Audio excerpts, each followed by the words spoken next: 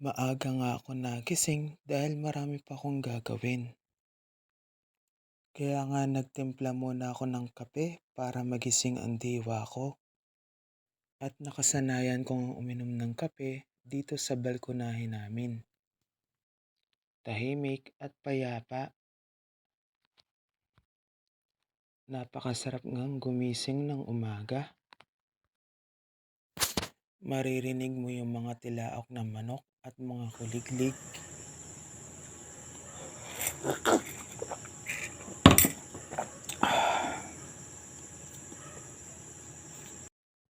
Dito nga sa lugar na to ay nakakapag-isip ako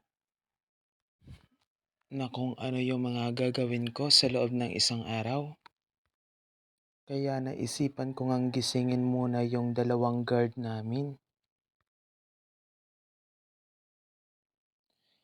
Itong si Daichi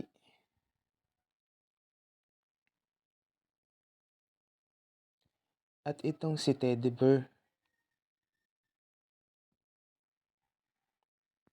Ayaw pa nga niyang gumising. Kaya tinapik-tapik ko na siya.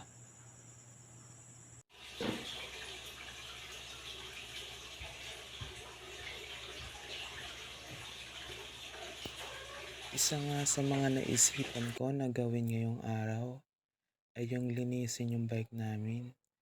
Dahil matagal ko na rin hindi ito nalilinisan at araw-araw namin ginagamit. Kaya nagkanaw nga muna ako ng sabon para matanggal yung mga alikabok na dumikit sa bike namin.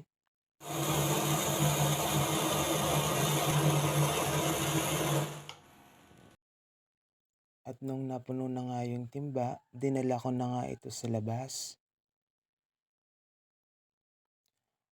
para malinisan ko na yung bike namin. Madilim pa nga at wala pa ngang gising sa mga kapitbahay namin. Kaya dahan-dahan nga lang yung paggalaw ko dahil nakakahiya naman at tulog pa sila.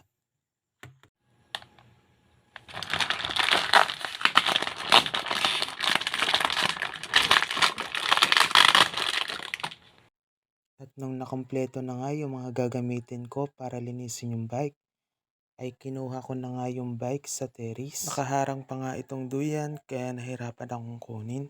Pero naihawi ko naman at hindi sumabit. Malapit nga lang yung pagdadalan ko sa bike kaya hindi naman ako masyadong nahirapan. Kaya nga nung naiposisyon ko na itong bike ay sinendal ko muna sa pader. At kinuha ko muna yung isang balding sabon at sponge na gagamitin ko.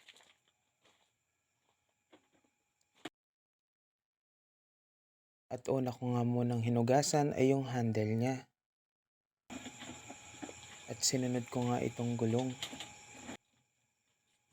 Sobrang dumi na nga nitong gulong dahil isang buwan na nga itong hindi nalilinisan. 5 taon na nga pala tong bike na to simula nung bilhin namin. Marami nga nakikinabang sa bike na to dahil hindi lang kami ang nakakagamit nito, kundi pati yung mga kamag-anak namin lalo na yung pinsan at mga pamangkin ko. At bala ko nga pagkatapos kong linisan itong bike ay pupunta ako ng bayan. Gigising ulit ako ng maaga bukas para magbike. Pupuntahan ko nga yung mga lugar sa bayan namin na matagal ko nang hindi napupuntahan. Dahil sa sobrang tagal ko nga sa ibang bansa ay matagal na din akong hindi nakakapasyal. At sabi nga daw ng kapatid ko ay marami na nga nagbago sa bayan. Lalo na yung plaza at sport complex. Nung huling punta ko pa dun, naaalala ko ay nung 4th year high school pa lang ako.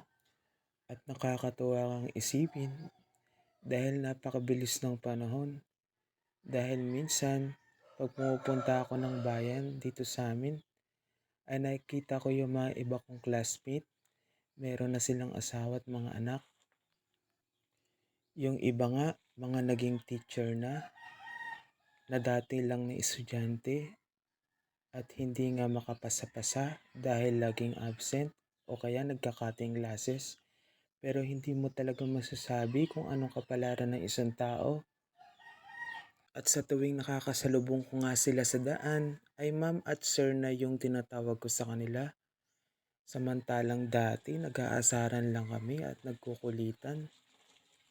Pero proud na proud ako sa kanila dahil nakapasa sila sa board exam at natupad nila yung mga pangarap nila.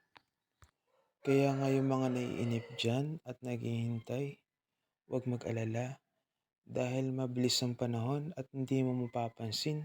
Unti-unti mo na rin nakakamit yung mga pangarap mo sa buhay. Kaya tiis-tiis lang dahil wala naman tayong ibang choice kundi maghintay. Ang mahalaga yung health natin na kailangan nating alagaan para pagdating ng panahon na ready na tayo ay sulit yung paghihintay natin.